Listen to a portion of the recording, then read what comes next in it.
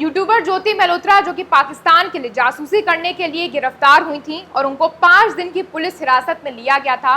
आज उनकी रिमांड खत्म होने वाली थी, लेकिन कोर्ट ने पुलिस कस्टडी को और 4 दिन के लिए बढ़ा दिया है। पिछली वीडियो में हमने इस केस के बारे में आपको बताया था कि कौन है ज्योति मल्होत्रा, किस तरह से उनकी गिरफ्तारी हुई, क्या क्या उन पर आरोप लगे हैं, उन्होंने किस तरह से इन्फ्लुएंसर होने के फायदे को पाकिस्तानी प्रोपेगेंडा के रूप में चलाया और देश से गद्दारी की। इस वीडियो में अब हम आपको इस केस से जुड़ी कुछ और नई अपडेट्स देने वाले हैं, तो अंत तक जुड़े रहिएगा। सबसे पहली अपडेट ये है कि उनके घर से एक डायरी जब्त की गई है जिसमें चौंकाने वाली डिटेल सामने आई है और उनकी जांच भी जारी है।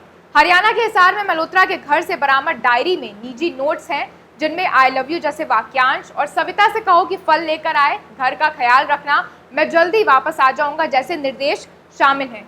एजेंसियां अब इन प्रविष्टियों का विश्लेषण कर रही हैं क्योंकि ये संदेह किया जा रहा है कि ये कोडेड संदेश हो सकते हैं। जैसा कि आपने कई स्पाई मूवीज में देखा होगा कि सेंसिटिव इंफॉर्मेशन कोड वर्ड में शेयर की जाती है, ठीक उसी तरह एजेंसियों का ये मानना है कि ज्योति भी इन डायरी में कोड वर्ड का यूज कर रही थी। इसके अलावा डायरी में कई दवाइयों का भी जिक्र है जिससे संदेह पैदा होता है कि किसी गुप्त संचार पद्धति का हिस्सा हो सकते हैं। अधिकारी इन नोटों के पीछे छिपे किसी भी संभावित अर्थ को समझने की कोशिश कर रहे हैं।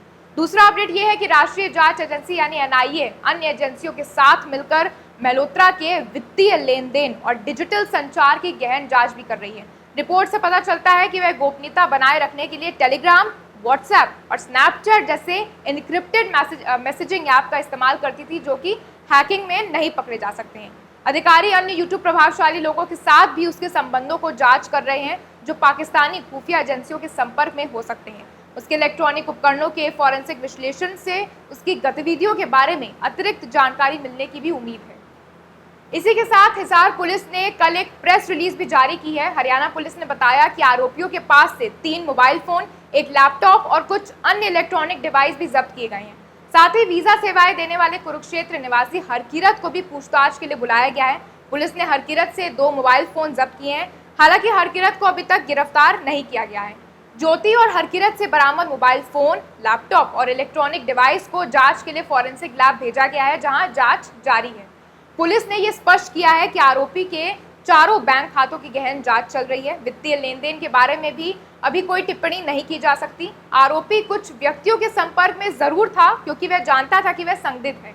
हालांकि अभी तक कोई प्रत्यक्ष साक्ष्य सामने नहीं आया है जिससे यह पता चल सके कि आरोपी किसी आतंकी संगठन से संपर्क में था।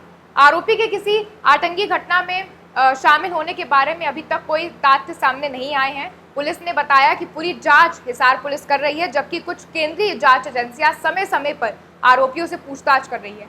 हिसार पुलिस ने कहा अभी तक आरोपियों के पास किसी सैन्य, रक्षा या रणनीतिक जानकारी तक पहुंच होने के बारे में भी कोई तथ्य सामने नहीं आया है। आरोपी की व्हाट्सएप चैट के बारे में भी अभी कोई टिप्पणी नहीं की जा सकती है। एक और बहुत इंपॉर्टेंट अपडेट है कि पुलिस ने आरोपी के किसी भी पीआईओ यानी भारतीय मूल के व्यक्ति के साथ विवाह या धर्म परिवर्तन की खबरों को भी खारिज कर दिया है। क्योंकि आपको इस केस में बता दें कि दानिश और ज्योति मल्होत्रा के साथ एक लव जिहाद का एंगल भी निकलकर सामने आया था कि दानिश ने लव जिहाद किया था और उनका विवाह भी हुआ था। ऐसी बातें जो है सामने निकल कर आई थी, लेकिन पुलिस ने इस बात को जो है खारिज कर दिया है। इस केस से जुड़ी सारी अपडेट्स हम आपको और आगे देते रहेंगे। जुड़े रहे आर्यन टीवी उत्तर प्रदेश के साथ और चैनल को सब्सक्राइब करना ना भूलें।